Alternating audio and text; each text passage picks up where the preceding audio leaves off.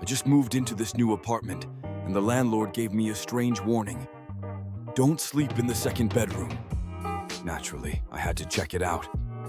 As night fell, whispers filled the room, soft and eerie, urging me, closer, closer. My heart raced, but curiosity got the better of me. I leaned my ear against the wall, straining to hear.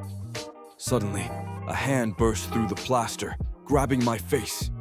I froze, caught between fear and disbelief. What was in that room? I should have listened to the warning. Now I'm trapped in a nightmare I can't escape. On the last train, I sat alone.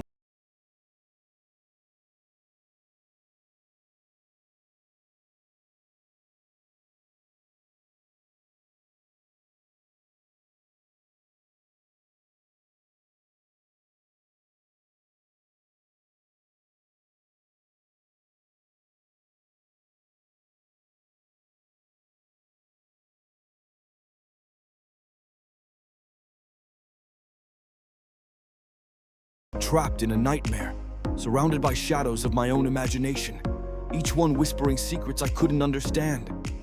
What did they want from me? I heard it again.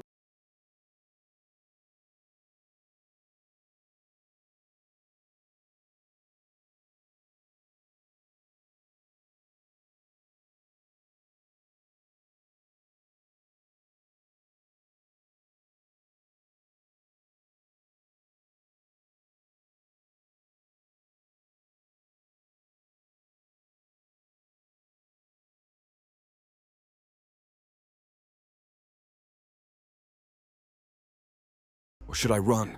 Driving home late, I passed a playground. It was eerie. Everything was still, yet a swing was moving. A little girl sat there, her back to me. I felt a chill as she turned her head. Her face was blurred, like a smudge on glass. In that moment, I couldn't shake the feeling that I was witnessing something otherworldly. Was she just a figment of my imagination, or was there something more? The night felt heavy with secrets, and I couldn't help but wonder what stories the darkness held. I kept hearing footsteps going upstairs at night. The thing is, I live alone in a one-story house. At first, I thought it was just my imagination, maybe the creaks of the house settling. But then it happened again. Slow, deliberate steps, like someone was pacing up there. I'd sit up in bed, heart racing, straining to listen. I even checked the attic, convinced I'd find a raccoon or something. Nothing, just silence. But every night, those footsteps returned, echoing in the dark. I started to wonder, was it a ghost? Or maybe my mind was playing tricks on me. Either way, I couldn't shake the feeling that I wasn't truly alone. I was just cleaning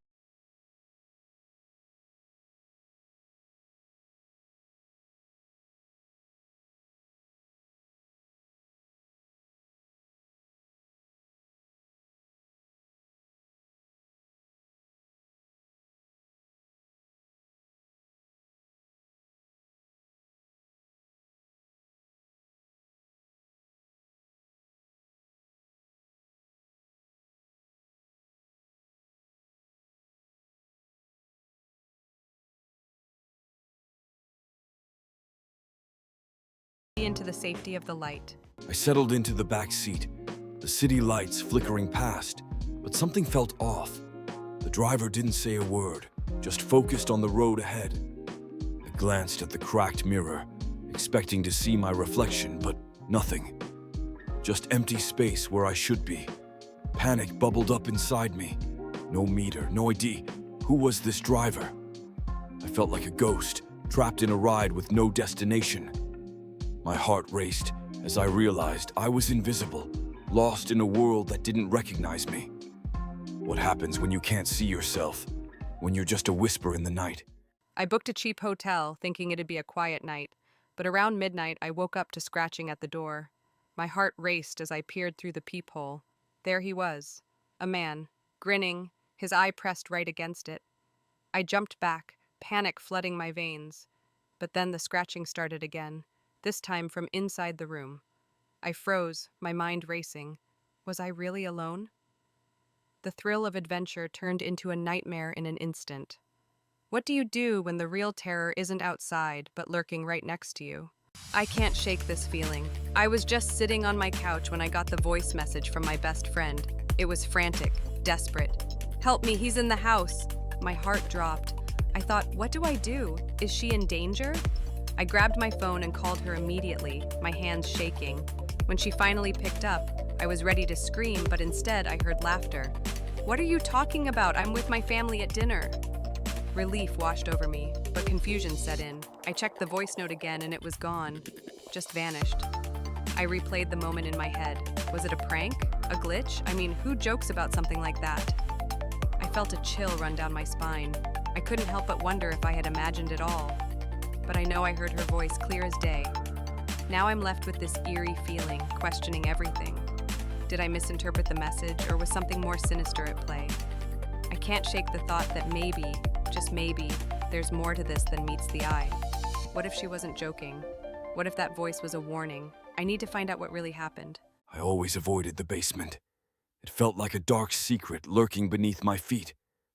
But that night, the sound of crying pulled me in.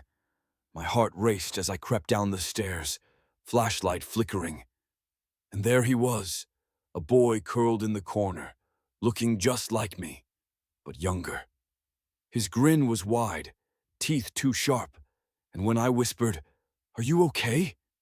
he lifted his head, and I froze. It was like staring into a mirror that reflected something twisted. I realized then, some shadows don't just hide in the dark, they come from within.